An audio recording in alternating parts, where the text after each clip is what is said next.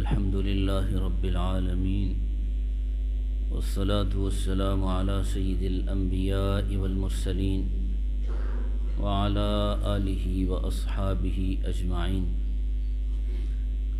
أما بعد فأعوذ بالله من الشيطان الرجيم. بسم الله الرحمن الرحيم. واضرب لهم مثل الحياة الدنيا كماء أنزلناه من السماء فاختلط به نبات الأرض فأصبح هشيما تذروه الرياح. صدق الله مولانا العظيم وبلغنا رسوله النبي الكريم الأمين. محمد سيد الكونين والثقلين والفريقين من عرب ومن عجم، فإن من جودك الدنيا وضرتها ومن علومك علم اللوح والقلم. هو الحبيب الذي ترجى شفاعته لكل هول من الأهوال مقتحم. مولاي صل وسلم دائما أبدا على حبيبك خير الخلق كلهم. اللہ تبارک و تعالی قرآن مجید فرقان حمید کے اندر ارشاد فرماتے ہیں وَاضْرِبْ لَهُمْ مَثَلَ الْحَيَاةِ الدُّنْيَا.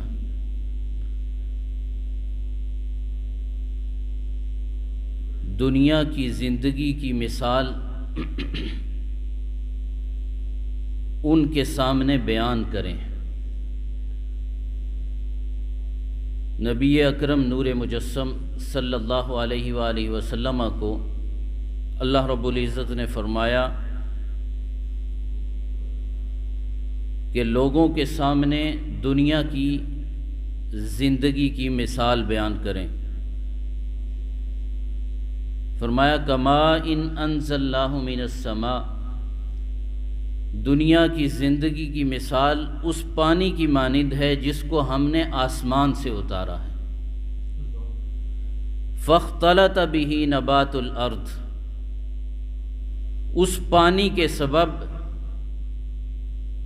زمین سے ملا جلا سبزہ نکلا. فاصبح ہشیما تذروہ الریاح. اللہ رب العزت فرماتے ہیں اس کے بعد وہ سبزہ سوکھ کر چورا ہو گیا، چورا چورا ہو گیا، اور اس طرح چورا چورا ہوا کہ جس کو ہوا اڑا دیتی ہے. اس آیت مبارکہ کے اندر اللہ تبارک و تعالی نے دنیا کی زندگی کو تشبیہ دی ہے پانی کے ساتھ. اور اس کی وجہ کیا ہے؟ مفسرین کرام علیہم الرضوان اس کی مختلف توجیحات بیان فرماتے ہیں. ایک وجہ اس کی یہ ہے کہ پانی کی ایک کیفیت نہیں رہتی. پانی کے اندر تغیر و تبدل آتا رہتا ہے. کبھی پانی کھڑا ہوتا ہے، کبھی پانی جاری ہوتا ہے، کبھی صاف ہوتا ہے، کبھی گدلا ہوتا ہے. اسی طرح دنیا کے اندر رہ کر جو انسان کی زندگی ہے وہ بھی ایک جیسی نہیں رہتی.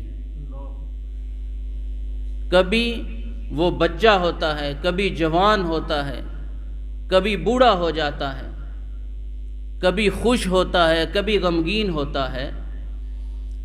تو جس طرح پانی ایک حالت پر نہیں رہتا، مختلف حالتیں بدلتا رہتا ہے، اس کے اندر تغیر و تبدل آتا ہے، اسی طرح انسان کی جو زندگی ہے وہ بھی ایک حالت پر برقرار نہیں رہتی، اس کے اندر بھی تغیر و تبدل آتا رہتا ہے.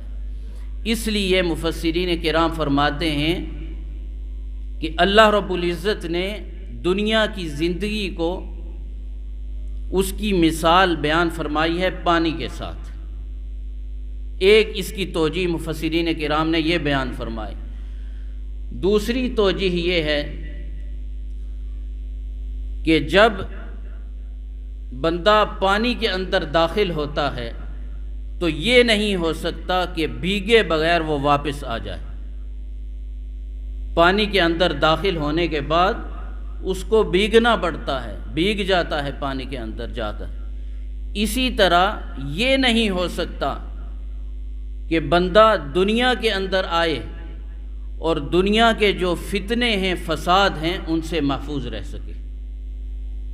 اس لیے مفسرین کرام فرماتے ہیں اللہ رب العزت نے پانی کی مثال دی ہے، پانی کے ساتھ تشبیہ دی ہے دنیا کی زندگی کو۔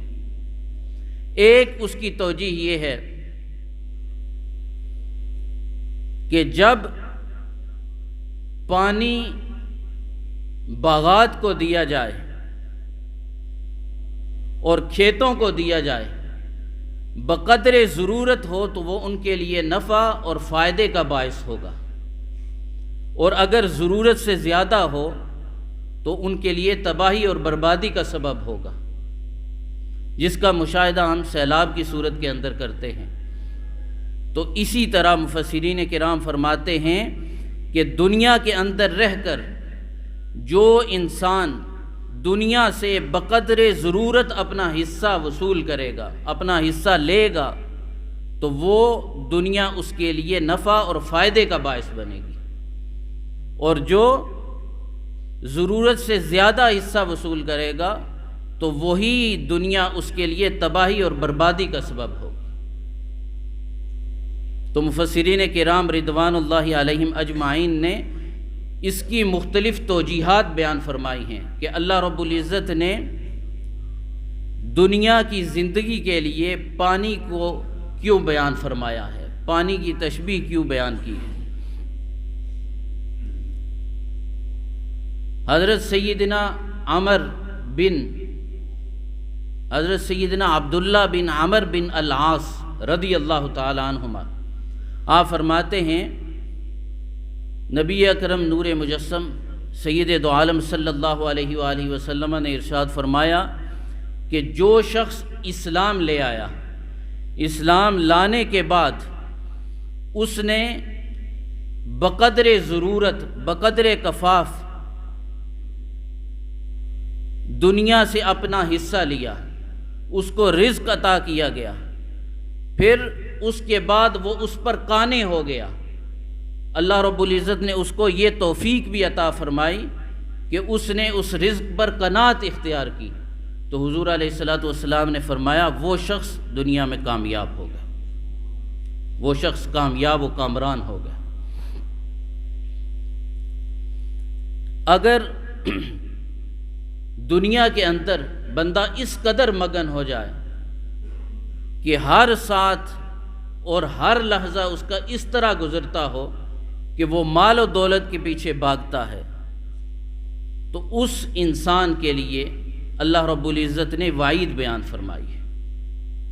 فرمایا یہی مال و دولت تمہارے لیے ہلاکت کا باعث ہے، اور تمہارے لیے یہ تمہارا دشمن ہے، اور یہ سب کچھ دنیا کی زینت ہے، اور جو دنیا کی زینت ہے وہ زائل ہونے والی ہے، ختم ہونے والی ہے۔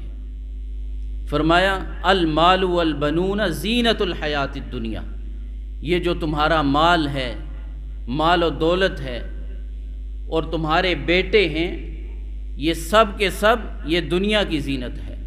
فرمایا والباقیات الصالحات خیر عند ربک، فرمایا جو باقی رہنے والی نیکیاں ہیں وہ تمہارے رب کے پاس امید کے لحاظ سے، ثواب کے لحاظ سے بہت بہتر ہے۔